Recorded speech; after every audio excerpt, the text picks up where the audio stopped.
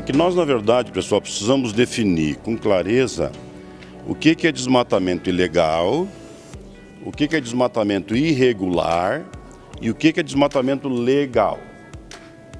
O desmatamento ilegal é o grileiro, é aquele que desmata, queima, leva a madeira de maneira ilegal. O que é o irregular? É aquele que o governo colocou na terra, nunca deu um título de propriedade para ele, e quando ele vai pedir licença para desmatar, o que ele tem direito de desmatar, mesmo nos 20%, negam esse direito porque ele não tem escritura pública e o Estado não deu. O irregular, quando a irregularidade foi por omissão do Estado, não pode ser o mesmo tratamento do ilegal. Tá? E o legal é aquele que tem 1.000 hectares de terra na Amazônia e só pode desmatar 20. Desmata 20%, 200 hectares. Mas obrigar ele a cuidar dos outros 800 é complicado. Já alguém vai ter que cuidar para ele. Bom, da onde veio então a moratória? A moratória fez o seguinte cálculo, talvez um cálculo até comercial. 2% dos grãos de soja produzidos em milho no Brasil e algodão são produzidos naquela região. 98% é fora. Para não contaminar todos os outros como se fosse produzido em área que foi desmatado ilegalmente, ela faz a moratória como punição para quem está produzindo lá. Tá? É claro que esse mecanismo comercial é injusto para aqueles que produzem naquela área. Os dois argumentos são muito fortes, quer dizer, não se retira disso a injustiça de cobrar moratória de quem produz naquela região, porque é uma punição não merecida, tá? Mas compreende-se o raciocínio de natureza comercial de querer salvar a imagem do restante do soja. Cabe a soja e o milho, cabe ao Estado, como membro regulador, conseguir resolver esse processo e acho que a gente vai resolver com relativa rapidez. Aquele pessoal deve estar recebendo até o mês de maio ou junho a escritura pública e o registro das suas terras, naquilo que não tiver profundos conflitos, de maneira eletrônica. Vai entrar na sua tela de computador e encontrar os documentos definitivos da sua terra por georreferenciamento. Vamos pegar o caso dos defensivos agrícolas, que nós precisamos vencer. Imagine que no momento que eu estou falando aqui, em algum lugar da Indonésia, alguém descobre uma molécula que cura um câncer voraz.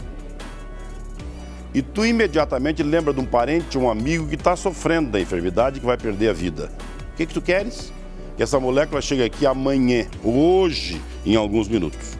E se não chegar, tu vai para a justiça e consegue fazer ela entrar, inclusive quando ela não tem sustentação científica. Tem que vir porque eu tenho que salvar a vida. Pois bem, isso acontece. Se a molécula for a mesma descoberta para poder tratar a doença de um suíno, de uma ave ou de um bovino, ou para poder combater uma praga ou uma erva da roça, aí tem que levar 10 anos na Anvisa. Se ela for liberada em 1 ano ou 2, é porque nós estamos querendo liberar veneno. Não tem nada mais ignorante, mas frontalmente ignorante que isto. Meu amigo, a evolução desses processos de tratamento aconteceu com os seres humanos. Nós estávamos lá tomando penicilina e achava ótimo. Vai criando resistência orgânica e nós vamos evoluindo na pesquisa em outros produtos que têm mais eficiência para o tratamento. Na doença, na praga, nas ervas, nos animais, nós também temos o mesmo processo. Então, a modernização para usar a molécula correta no problema correto significa usar com mais eficiência, mais eficácia ou em menor quantidade o produto na hora certa. Mas isso continua lá no parlamento. Nós queremos, na verdade, falar na 169 da OIT para poder justificar que os índios não podem produzir. Só quando eu vou para a 169 da OIT, no artigo 17, ele diz que os índios têm que ter direito a exercer seu direito de cidadania na terra onde vivem. Não tem nenhuma proibição lá de produção, absolutamente não. Mas aí no Parecis eu tenho 1.311.000 hectares de terra da melhor qualidade, parte dela limite com a fazenda do Blairo Mágico, que produz aqueles 70.000 hectares, riqueza enorme, e os índios têm que fazer balaio porque estão proibidos de plantar. Não tem lógica nisso, pessoal. Então, o que nós estamos fazendo no parlamento? A gente, com calma, porque o parlamento é assim mesmo, vai vencendo esses preconceitos ideológicos. Neste momento tem lá para ser votado Lei da Conectividade, licenciamento ambiental, a questão dos inseticidas e herbicidas, está lá terra de fronteira, terras para estrangeiros, as PPPs PPPs, está todas para ser votadas, prontas, a produção que nós podemos fazer. Por que o presidente da Câmara não vota? Porque do outro lado alguém da esquerda está no ouvido dele pressionando para não votar. Tem que reclamar disso dele? Não. Tem que vencer para poder fazer votar, porque o parlamento se expressa pela vontade da maioria e não por unanimidade. Só é capaz de internalizar na propriedade dele todas as tecnologias, toda a pesquisa que tem disponível, todo o manejo, toda a inovação, toda a melhora genética, se ele tiver condição de pagar por isso.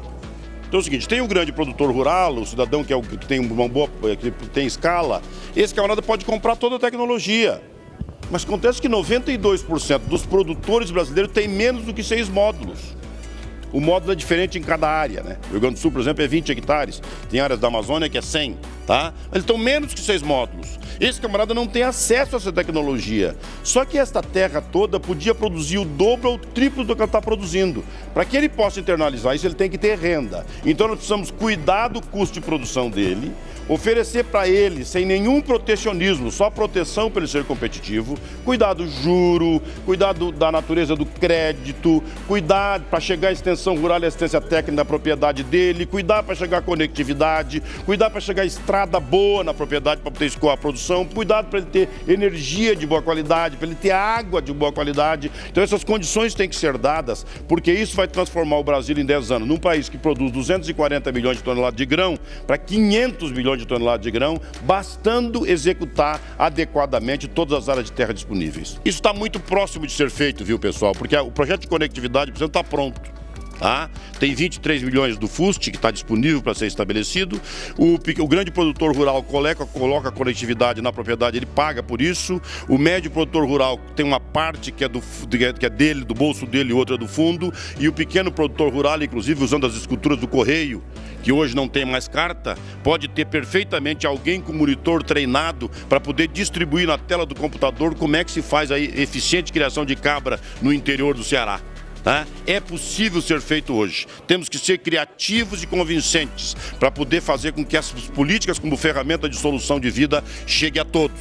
Vai demorar um pouco para uns, menos para outros, mas nós com Agro Nordeste, com ABC, com programas dessa natureza, nós vamos acabar chegando muito mais rápido nesse processo produtivo e o Brasil vai incluir na produtividade com renda quem hoje não tem condição de fazer parte com saúde desse processo.